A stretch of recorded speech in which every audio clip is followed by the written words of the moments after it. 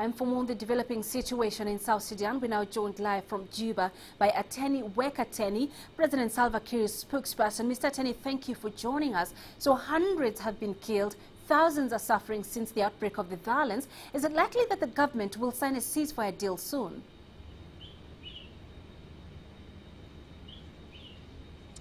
Thank you so much. As you know, the position of the government has been always that of its readiness to accept, to sign the cessation of hostilities as well as a ceasefire anytime, if the rebels are so committed. Now, South Sudan literally depends on the UN, but there is growing disaffection between the government and the United Nations. Now, one would ask, is it wise to drag the organization into this conflict?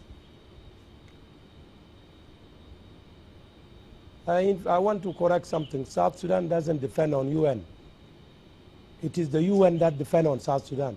Because when South Sudan became sovereign on the July 9, 2011, it was the UN that says South Sudan is fragile, and so they wanted to be here under Chapter 7. It wasn't the request from South Sudan that UN should be here.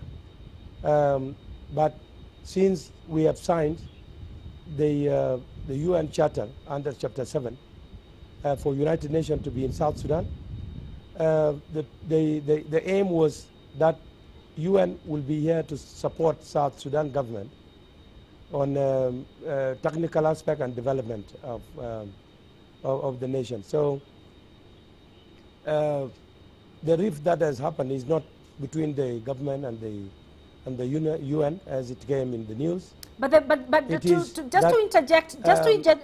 me to interject a little bit, sir. You say the conflict here or the friction is not between your government and the UN, but we have seen or heard President Kiir saying that the UN is running like a parallel government there in South Sudan.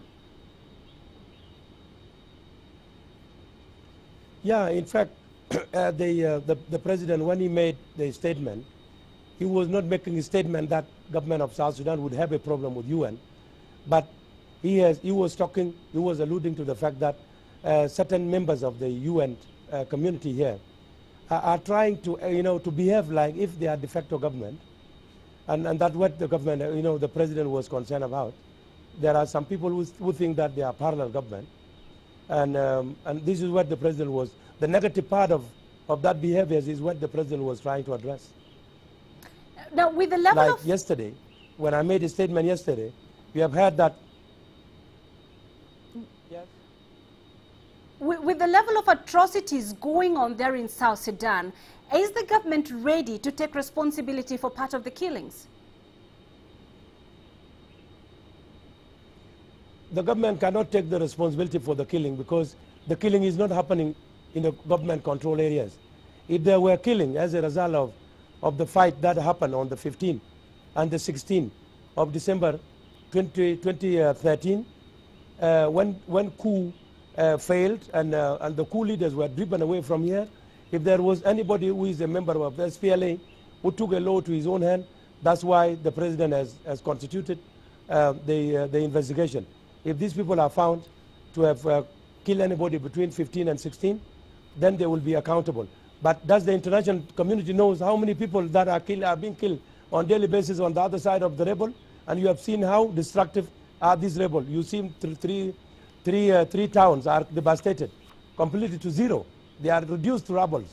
So does the international community have the figures of how many people the rebel kills on a daily basis? All right, Mr. Ateni, we have to leave it there for now. We appreciate you speaking to us here on Africa Live. That's Mr. Ateni Wekateni, President Salva Kiir's spokesperson live in Juba.